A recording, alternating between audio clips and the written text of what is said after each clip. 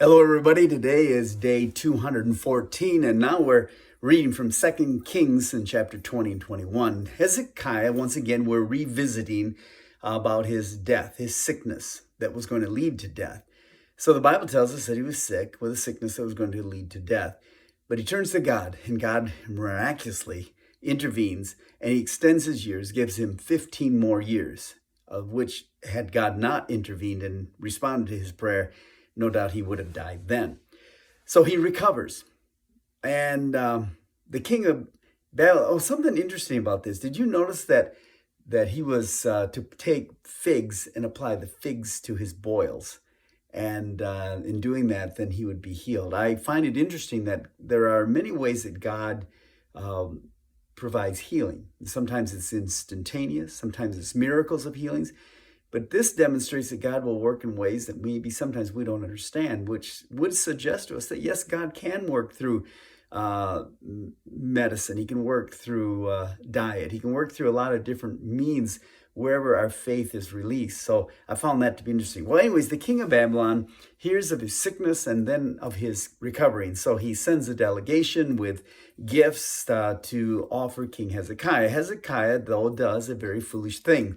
He actually opens up his treasury.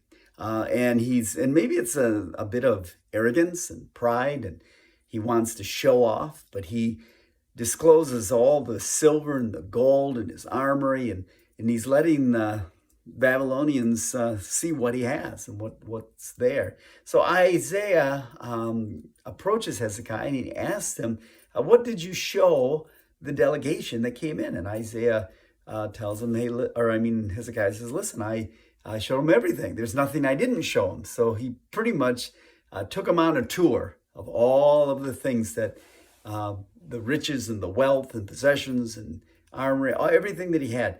And so Isaiah prophesies of a day coming when everything that he has, everything that's stored away, is going to be taken away.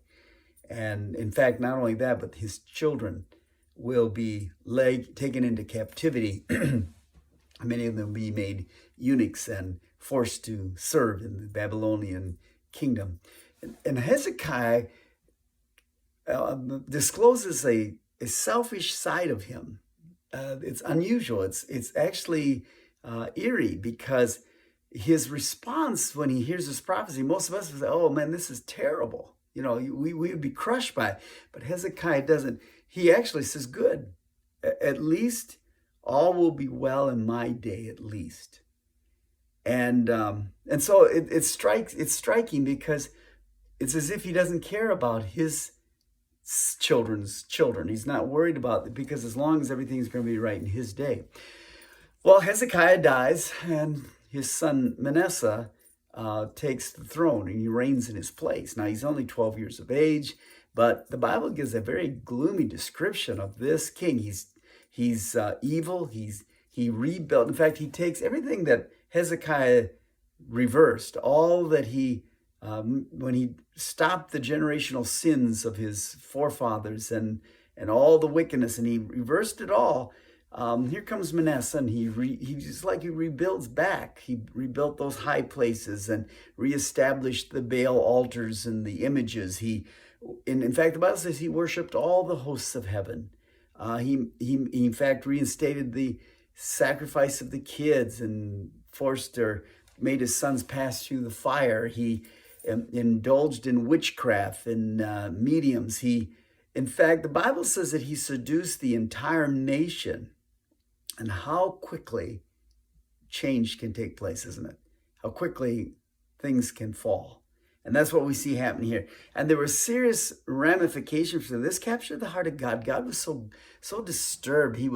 It vexed him. It angered him, because of this heart that was so bent against him, chasing after these false gods and leading an entire nation so quickly to go back into the bondage of sin that they had been in before. But there's repercussions for this wickedness.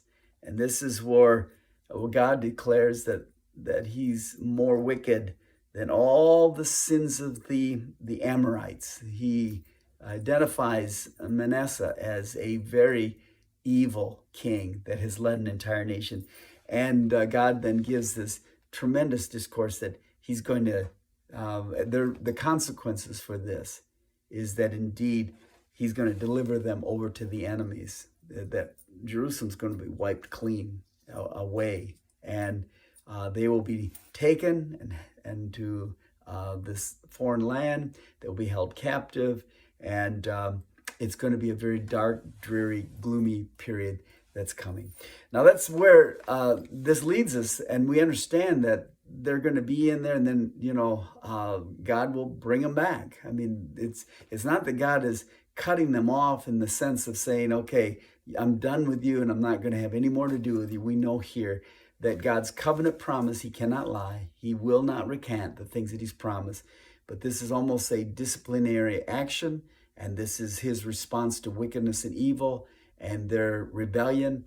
And they will be taken into this land, and then later we'll see the restoration that God will do.